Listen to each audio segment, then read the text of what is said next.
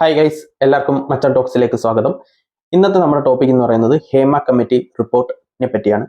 അപ്പോൾ എല്ലാവരും ന്യൂസിലൂടെ കണ്ടു കാണും, ഹേമ കമ്മിറ്റി റിപ്പോർട്ട് പ്രസിദ്ധീകരിച്ച ഉടനെ ഉണ്ടായ പ്രശ്നങ്ങൾ, നമ്മുടെ മലയാള സിനിമ രംഗത്ത്, അതായത് മോളിവുഡിൽ ഉണ്ടായ പ്രശ്നങ്ങൾ, താരങ്ങൾ നേരിടുന്ന പ്രശ്നങ്ങളും വനിതാ താരങ്ങൾ നേരിടുന്ന പ്രശ്നങ്ങളും, അത് നമ്മുടെ മോളിവുഡിലെ സ്ത്രീ അസമത്വത്തിനെതിരെയും അതേപോലെ സ്ത്രീകളെ ചൂഷണം ചെയ്യുന്നതിനെതിരെയുള്ള പല കാര്യങ്ങളും റിവീൽ ആവുന്നുണ്ട്. പയ്യെ പയ്യെ ഇനിയും റിവീൽ ആവും.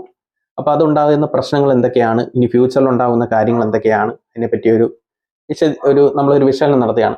അപ്പോൾ ആദ്യം എന്താണ് ഹേമ കമ്മിറ്റി റിപ്പോർട്ട് എന്ന് പറയണം. അതായത് ഞാനൊരു 8-10 പഠിക്കുന്ന ടൈമിലാണെന്ന് തോന്നുന്നു നമ്മുടെ നടിയുടെ കേസുമായി ബന്ധപ്പെട്ട പ്രശ്നങ്ങളും കാര്യങ്ങളൊക്കെ നടക്കുന്നത്. അപ്പോൾ ആ ഒരു കേസിന് ആസ്പദമായിട്ട് ദിലീപിനെ അറസ്റ്റിലാവുകയും ജയിലടയ്ക്കുകയും അങ്ങനെ പല പ്രശ്നങ്ങളും നമ്മൾ ന്യൂസിലൂടെയൊക്കെ കണ്ടിട്ടാണ്. ഇപ്പോഴും അതിനെപ്പറ്റിയുള്ള ന്യൂസും അതിൻ്റെ കേസൊക്കെ നടന്നുകൊണ്ടിരിക്കും, ഇത്രയും വർഷമായിട്ട് നടന്നുകൊണ്ടിരിക്കുകയാണ്. അപ്പോൾ ആ സമയത്ത് നമ്മൾ പിണറായി സർക്കാരായിരുന്നു ആ സമയത്തുണ്ടായിരുന്നത്. അപ്പോൾ ഈ പ്രശ്നങ്ങളെല്ലാം നടക്കുമ്പോഴത്തേക്കും കുറേ നമ്മുടെ ഈ മോളിവുഡ് മലയാള സിനിമ രംഗത്തെ നിറയെ പ്രശ്നങ്ങൾ, സ്ത്രീകൾ നേരിടുന്ന ചൂഷണങ്ങളും പ്രശ്നങ്ങളും എല്ലാം പുറത്ത് വന്നുകൊണ്ടിരിക്കുകയാണ്. ഓരോരുത്തർ പ്രശ്നങ്ങൾ അത് വന്നുകൊണ്ടിരിക്കുന്നു.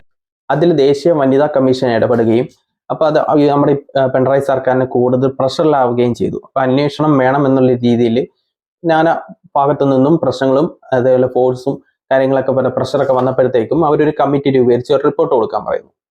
കമ്മിറ്റിയിൽ എന്ന് പറയുന്നത് റിട്ടയർഡ് ജസ്റ്റിസ് ഹേമ, പിന്നെ അതേപോലെ തന്നെ നടി ശാരദ, പിന്നെ ഒരു മുൻ IAS ഉദ്യോഗസ്ഥ, പേര് എനിക്ക് അറിയത്തില്ല. അപ്പോൾ ഇവർ ഉൾപ്പെടുന്ന ഒരു കമ്മിറ്റി രൂപീകരിക്കുകയും അവർ അത് അന്വേഷിച്ചിട്ട് ഒരു റിപ്പോർട്ട് സർക്കാരിന് കൈമാറുകയും ചെയ്യുന്നു. അപ്പോൾ സർക്കാരിന്റെ മേൽനോട്ടത്തിലാണ് ആ ഒരു കമ്മിറ്റി രൂപീകരിക്കുന്നത്. അങ്ങനെ ഇവർ മൂവരും കമ്മിറ്റി എല്ലാവരും കൂടി ചേർന്നിട്ട് ഇത് അവർ അന്വേഷിക്കുകയും, എനിക്കൊന്ന് 2017-16 ആ ടൈമിലായിരുന്നു എന്ന് തോന്നുന്നു കമ്മിറ്റി രൂപീകരിച്ചത്. അവർ ഒരു 2 കൊല്ലം ഇതിന് നല്ല ആത്മാർത്ഥമായിട്ട് റിപ്പോർട്ട് അന്വേഷിച്ച് അത് റിപ്പോർട്ട് സർക്കാരിന് കൈമാറുകയും ചെയ്തു.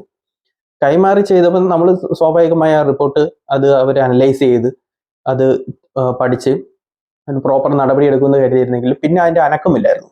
ആ റിപ്പോർട്ട് വെളിവരാത്ത രീതിയിൽ കേരള ഗവൺമെന്റ് സാംസ്കാരിക വകുപ്പിന് മേശപ്പുറത്ത് അങ്ങനെ തന്നെ ഇരിക്കുമായിരുന്നു. പിന്നെ ഒരു അനക്കമില്ല. കുറേ ഇടവേളയ്ക്ക് ശേഷം പലരും, അതായത് ഈ WCC ഫോം ആവുകയും, ഈ ഒരു പ്രശ്നത്തോടനുബന്ധിച്ചാണ് WCC ഫോം ആവുന്നത്.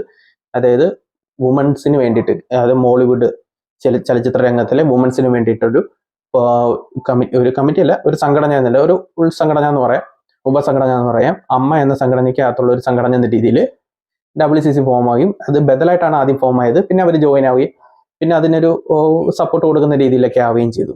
അത് സപ്പോർട്ട് അവരുടെ പ്രഷറിൽ അങ്ങനെ കൊടുക്കുന്നതാണ്, പുറമേ കാണിക്കാൻ, അല്ലാതെ ഉള്ളിലൊന്നും വലിയ സപ്പോർട്ടൊന്നും ഇല്ലായിരുന്നു. അതിൽ നിന്ന മെമ്പേഴ്സിനെതിരെ തിരിയുകയും അവർക്ക് അവരുടെ ആനുകൂല്യങ്ങൾ ഇല്ലാതാക്കുകയും അതേപോലെ അവരുടെ ചാൻസുകൾ ഇല്ലാതാക്കുകയും നിരവധി കാര്യങ്ങൾ അവർ ചെയ്തിട്ടുണ്ട്. അമ്മ എന്ന സംഘടന വഴി അതിൽ സപ്പോർട്ട് ചെയ്യുന്ന ആൾക്കാരും എല്ലാം ചെയ്തിട്ടുണ്ട്. അപ്പോൾ ഈ WCCയുടെ അവരും ഇത് കുറെ ഫോളോ അപ്പ് ചെയ്യുകയും കാര്യങ്ങളൊക്കെ ചെയ്തിട്ടും ഒരു ഗുണമൊന്നും ഉണ്ടായിട്ടില്ല. അതേപോലെ തന്നെ ആ റിപ്പോർട്ട് അവിടെ മേശപ്പുറത്ത് എത്തിയതല്ലാതെ വേറെ ഗുണമൊന്നും കാര്യം നടന്നില്ല. പിന്നീട് നടന്ന കാര്യങ്ങൾ എന്ന് പറയുന്നത്, ഇത് ഫോളോ അപ്പ് ആൾക്കാർ പലരും ചെയ്യുമെങ്കിലും ആരും പ്രോപ്പറായിട്ടുള്ള ഗവൺമെന്റും സർക്കാരോ ആരും മറുപടി കൊടുത്തില്ല. കുറെ നാളുകൾക്ക് ശേഷമാണ് വിവരാവകാശ നിയമപ്രകാരം ഇത് പ്രസിദ്ധീകരിക്കണം പറഞ്ഞൊരു കേസ് പോകുന്നത്, ഒരു അപ്പീൽ പോകുന്നത്. അത് വിവരാവകാശ നിയമം അപ്പീൽ പോയി കഴിഞ്ഞാൽ അവർക്കത് പ്രസിദ്ധീകരിച്ചേ പറ്റത്തുള്ളൂ. അപ്പം അത് പ്രസിദ്ധീകരിക്കുന്നതിന് സർക്കാർ ആദ്യം അതൊന്ന് തടസ്സം നിന്നായിരുന്നു. പ്രസിദ്ധീകരിക്കാൻ പറ്റത്തില്ല, കാരണം ചിലരുടെ പേഴ്സണൽ കാര്യങ്ങൾ ഉൾപ്പെടുന്നു എന്ന രീതിയിൽ. പക്ഷെ വിവരാവകാശ നിയമ റൂൾ പ്രകാരം അത് പ്രസിദ്ധീകരിച്ചേ പറ്റത്തുള്ളൂ എന്ന നിലയിൽ പിന്നീട് അത് പ്രസിദ്ധീകരിക്കാൻ പോവുകയും, സർക്കാർ ഇത്രയും വർഷം ഹോൾഡ് ചെയ്ത് വെച്ച ഒരു കേസാണ്, അല്ല ഒരു ഫയലാന്ന് ഓർക്കുക.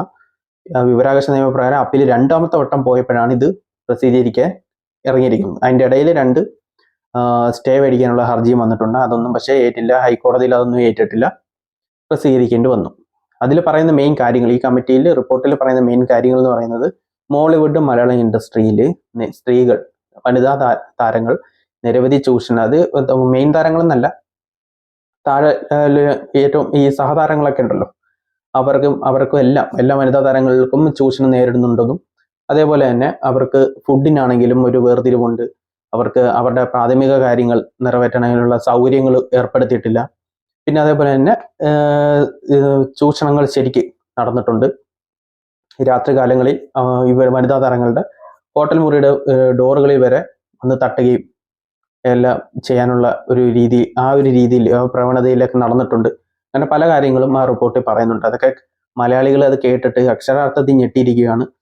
നമ്മുടെ ഒരു മോളിവുഡിൽ ഇങ്ങനെയൊക്കെ നടക്കുന്നുണ്ട് എന്നൊരു രീതിയിൽ റൂമറും കാര്യങ്ങളും പോകുന്നുണ്ടെങ്കിലും ഇതിന്റെ സത്യാവസ്ഥ നമ്മൾ മലയാളികൾ അത് മനസ്സിലാക്കിയിട്ടില്ല. ഇപ്പോഴാണ് അതിന്റെ സത്യാവസ്ഥ മനസ്സിലാക്കുന്നത്. റൂമറും കാര്യങ്ങളൊക്കെ ഉണ്ട്, മുമ്പും നടന്നിട്ടുണ്ട്. പക്ഷേ ഉള്ളിലുള്ള താരങ്ങൾക്ക്, അതായത് അമ്മ എന്ന സംഘടനയിലുള്ള താരങ്ങൾക്കും ആക്ട അങ്ങനെ പല സംഘടനകളുണ്ട്, നിർമ്മാതാക്കളുടെയും പ്രൊഡ്യൂസേഴ്സിന്റെയും അതേപോലെ തന്നെ ഡയറക്ടേഴ്സിന്റെ ഒക്കെ സംഘടനയുണ്ട്. ഇവർക്കെല്ലാം അറിയാവുന്ന കാര്യങ്ങളാണ്. പക്ഷെ അവരാരും ഇതിനൊരു പ്രോപ്പറായിട്ടുള്ള നടപടി എടുത്തിട്ടില്ല.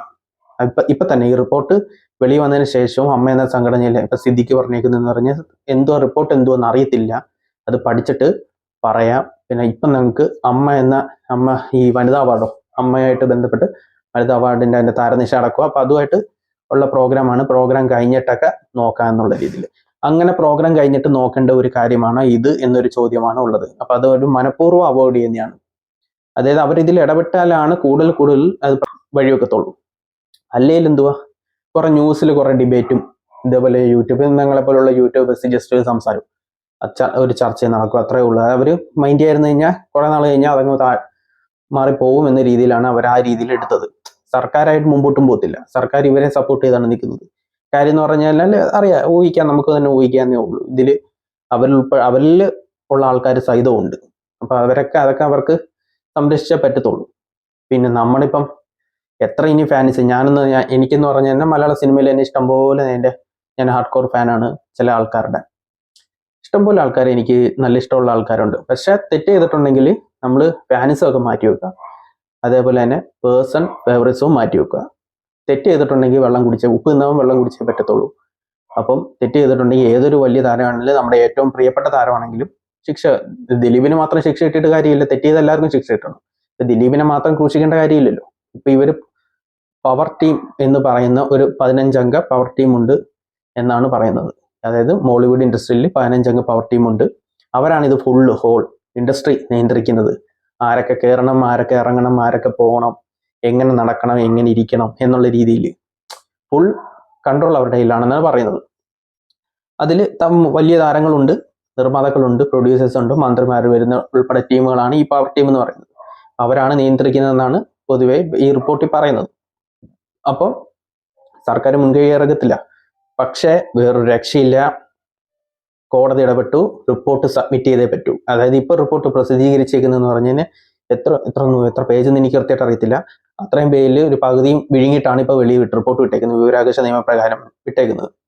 ഇതിൽ സർക്കാരിന്റെ ന്യായം എന്ന് പറയുന്നത് ചിലരുടെ പേഴ്സണൽ കാര്യങ്ങൾ ഉണ്ട്, അത് റിവീൽ ചെയ്യാൻ പറ്റത്തില്ല. ഇവരെ ഈ റിപ്പോർട്ട് കൊടുക്കാൻ അന്വേഷിക്കാൻ ആളെ നിർത്തിയപ്പോൾ ഈ ചിലവരെയൊക്കെ മൊഴിയെടുത്തപ്പം അവരുടെ അടുത്ത് പ്രത്യേകം പറഞ്ഞിട്ടുണ്ടായിരുന്നു, മൊഴിയെടുക്കുന്നത് സ്വകാര്യതയായിരിക്കും, അത് വെളിയിൽ ആരാണെന്നോ എന്തൊക്കെയാണെന്നൊന്നും വെളിവിടത്തില്ല എന്ന രീതിയിലാണ് മൊഴിയെടുത്ത് റിപ്പോർട്ട് കൊടുത്തേക്കുന്നതെന്നാണ് പറയുന്നത്. അതുകൊണ്ട് അത് പറ്റത്തില്ല എന്ന രീതിയിൽ എന്നാണ് സർക്കാർ പറയുന്നത്. പക്ഷെ അങ്ങനെ നോക്കിയിട്ട് കാര്യമില്ല. ഇപ്പൊ ഒരു ചൂഷണം, അത് സെക്ച്വൽ ആണെങ്കിലും സെക്ച്വൽ അബ്യൂസ് ആണെങ്കിൽ എങ്ങനെയാണെങ്കിലും വനിതകൾ നേരിടുകയാണെങ്കിൽ എന്തായാലും വനിതകളായാലും പുരുഷന്മാരായാലും ആരായാലും ഒരു സെക്ച്വൽ അബ്യൂസോ അങ്ങനെ എന്ത് നേരിട്ടാലും അതിന് സ്വമേധയാ കേസെടുക്കാനുള്ള അധികാരമുണ്ട് പോലീസിനും, കോടതിക്കും അത് പറയാനുള്ള അധികാരമുണ്ട്, അപ്പൊ സർക്കാരിനും ഉണ്ട്. അപ്പൊ അത് ചെയ്യാൻ പറ്റില്ലെങ്കിൽ പിന്നെന്ത് സർക്കാരും കോടതിയും പോലീസും? അപ്പൊ അതൊരു ചോദ്യചിഹ്നമാണ്. ഇപ്പം പക്കയായിട്ട് ഡീറ്റെയിൽഡ് ആയിട്ട് റിപ്പോർട്ട് വെളി വന്നിട്ടുണ്ട്. അപ്പൊ ഇനി ഇതുവരെ എടുത്തിട്ടുമില്ല, കേസ് എടുത്തിട്ടില്ല, ഒന്നും എടുത്തിട്ടില്ല. അപ്പൊ കോടതി ഇടപെട്ടു, ഫുൾ റിപ്പോർട്ട് സീൽ ചെയ്ത് കവറിലാക്കി കൊടുക്കണമെന്ന് പറഞ്ഞു. ഇനി ഇതിന്റെ പേരിൽ കേസ് എടുത്തേ പറ്റത്തുള്ളൂ. ഇനി ആരൊക്കെ വലിയ താരങ്ങൾ ഇതിൽ കുടുങ്ങും എടുക്കും ഒന്നും അറിയത്തില്ല. ഇനി എന്തൊക്കെ റിവീൽ ചെയ്യാൻ പോകുന്നു, ഇപ്പൊ ഓരോന്നോരോന്ന് റിവീൽ ആയിക്കൊണ്ടിരിക്കുക. ഇനി എന്തൊക്കെ വരുമെന്ന് അറിയത്തില്ല. ഇപ്പൊ തന്നെ ചിലവരൊക്കെ ചുമച്ചും പനി പിടിച്ചും നടുവേന എടുത്തും കാലുവേന എടുത്തും ഒക്കെ തുടങ്ങിയിട്ടുണ്ട്. ഇനി എത്ര പേർക്ക് എന്തൊക്കെ നടക്കുമെന്ന് അറിയാൻ തല ഇറങ്ങി വീഴും എന്തോന്നൊന്നും അറിയത്തില്ല. അപ്പൊ ഇനി ഉള്ള വാർത്തകൾ ഓരോന്നോരോന്ന് ഇപ്പം വന്നുകൊണ്ടിരിക്കും. നമ്മളത് മലയാളികൾ അത് കേട്ട് ഞെട്ടാൻ റെഡി ആയിട്ടിരിക്കും. ഞെട്ടാനായിട്ട് ഞാനും റെഡി ആയിട്ടിരിപ്പുണ്ട്. അപ്പം ഇത്രേ ഉള്ളൂ. അപ്പൊ ഹേമ കമ്മിറ്റി റിപ്പോർട്ട് നല്ലോണം സ്റ്റഡി ചെയ്ത്, ഇതെന്റെ ഒരു അഭിപ്രായം എന്ന് പറയുന്നത്, ഈ കമ്മിറ്റിയിലെ റിപ്പോർട്ട് സ്റ്റഡി ചെയ്ത് കോടതിയിൽ നിന്നും പിന്നെ അതേപോലെ തന്നെ കോടതിയിൽ നിന്ന് ഒരു കമ്മിറ്റി രൂപീകരിക്കുക, കോടതിയിൽ നിന്ന് ഒരു പേഴ്സൺ, അതേപോലെ തന്നെ സർക്കാരിൽ നിന്ന് ഒരു പേഴ്സൺ, പിന്നെ ഓരോ സംഘടനയിൽ നിന്നും ഓരോ ആൾക്കാരും, അങ്ങനെ ഇപ്പൊ വനിതാ കമ്മീഷനിൽ നിന്ന് ഒരു മെമ്പർ, അങ്ങനെ ചേർന്ന് ഒരു കമ്മിറ്റി രൂപീകരിച്ച് ഡയറക്റ്റായിട്ട് അന്വേഷിച്ച് അതിന്റെ റിപ്പോർട്ട് ഓൾറെഡി കൊടുത്ത്, അപ്പൊ അതിന്റെ ഇപ്പം ഒന്നും കൂടി ഒന്ന് പ്രോപ്പറായിട്ട് സ്റ്റഡി ചെയ്തതിന് ശേഷം പ്രോപ്പറായിട്ട് കേസെടുത്ത് മുമ്പോട്ട് പോട്ടെ. ഇപ്പൊ ദിലീപ് മാത്രമല്ല, കുടുങ്ങേണ്ടവരെല്ലാം കുടുങ്ങട്ടെ, തെറ്റ് ചെയ്തവനെല്ലാം കുടുങ്ങട്ടെ. ഒരാൾക്ക് മാത്രമായിട്ട് ഇത് ക്രൂശിക്കേണ്ട കാര്യമില്ലല്ലോ. ബാക്കിയുള്ളവർ നല്ലവര്, അതിന്റെ കാര്യമില്ല. തെറ്റ് ചെയ്തവരല്ല, ദിലീപ് ആയാലും എല്ലാവരും ഈക്വൽ തന്നെ. സാധാരണക്കാരായാലും ഇപ്പൊ ഞാൻ ചോദിക്കുന്നത്, സാധാരണ ഒരാളാണ് ഇങ്ങനെ ഒരു അബ്യൂസ് ഉണ്ട് എന്ന് അറിഞ്ഞു കഴിഞ്ഞാൽ അവന്റെ ഫോട്ടോ സഹിതം, പേര് സഹിതം, അഡ്രസ്സ് സഹിതം എല്ലാ ഡീറ്റെയിൽസും വെളി വരുമല്ലോ. ഇത് മാത്രമൊന്നും വെളി വരുന്നില്ല. എന്താ കാര്യം? അവർക്ക് പ്രോപ്പറായിട്ട് ഇന്ത്യ ഭരണഘടന പ്രകാരം എല്ലാവരും ഒന്ന് തന്നെയാണ്. താരങ്ങളൊന്നുമില്ല, സാധാരണക്കാരനൊന്നുമില്ല, എല്ലാവരും ഈക്വലാണ്. അപ്പൊ പിന്നെ എല്ലാം അതേപോലെ കേസെടുക്കുക, മുമ്പോട്ട് പോട്ടെ. ആരൊക്കെ ഇനി എന്തൊക്കെ നടക്കുമെന്നൊന്നും അറിയത്തില്ല. ചുമയ്ക്കുവോ, പനിക്കുവോ, നടുവേന എടുക്കുവോ ഒന്നും അറിയത്തില്ല. അപ്പം നമുക്ക് നോക്കാം, വഴിയെ കാണാം. അപ്പം നല്ലൊരു തീരുമാനത്തിൽ ഇപ്പൊ കോടതി ഇടപെട്ടത് നന്നായി എന്ന് എനിക്ക് തോന്നുന്നു. കോടതി ഇടപെടേണ്ട ഒരു കാര്യമാണ്. കാര്യം ഒരു സംഘടന എന്ന് പറയുന്നത് ആ സംഘടനയിലുള്ള എല്ലാ മെമ്പേഴ്സിനെയും ഈക്വലായിട്ട് കാണാനും, അതേപോലെ തന്നെ അവരുടെ മൗലിക അവകാശങ്ങളും കാര്യങ്ങളെല്ലാം നടക്കുന്നുണ്ടോ എന്ന് ചെക്ക് ചെയ്യേണ്ട കാര്യം ഒരു സംഘടനയ്ക്കുണ്ട്. പ്രത്യേകിച്ച് ഇങ്ങനെ ഒരു സംഘടന, അമ്മ പോലൊരു സംഘടന. അപ്പൊ അത് ചെയ്യാൻ പറ്റത്തില്ല. അത് ഇങ്ങനെയൊക്കെ തോന്നണക്കാണെങ്കിൽ സംഘടന കൊണ്ട് ഒരു കാര്യവുമില്ല. അപ്പം അത് പിരിച്ചുവിടുന്നത് നല്ലത്. ഇതിനിങ്ങനെ ഒരു സംഘടന.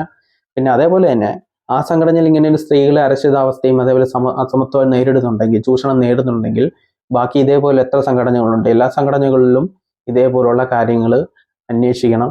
അതേപോലെ തന്നെ പലതും അന്വേഷിച്ച് റിവീൽ ആവട്ടെ.